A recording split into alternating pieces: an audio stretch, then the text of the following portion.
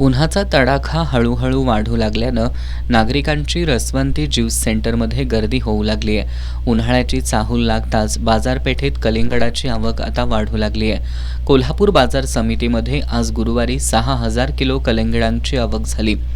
गेल्या 8 दिवसात सरासरी 3,000 ते 6,000 किलो कलिंगडाची आवक सुरू आहे. किरकोळ बाजारात एका कलिंगडाचा दर 8 ते 15 रुपयांपर्यंत किलो आहे.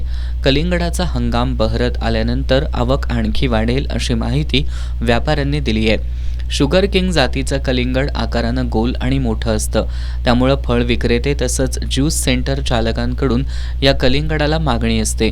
घरगुती ग्राहक छोट्या आकाराचे निफाड, बेबी शकूर या जातीचं कलिंगड खरेदी करतात.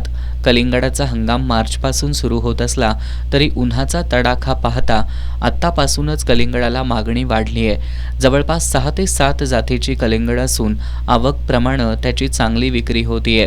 बाजार भाव देखील 8 रुपये किलोपासून 15 रुपये किलोपर्यंत आहे. त्याचप्रमाणे नामदारी कडंगला म्हणून एक कलिंगड येतं, त्याचा दर 20 ते 25 रुपयाच्या आसपास आहे. आंध्राचा पण माल यायला लागला आहे. म्हणजे कलिंगडाची 6 ते 7 प्रकारची कलिंगड आपल्या कोल्हापुरात येते.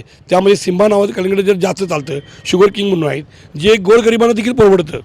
गोरगरिबांना परवडतं असं मेलोडी ह्या जातीची कलिंगड आपल्या कोल्हापुरात भरपूर प्रमाणात यायला लागलेले आहेत.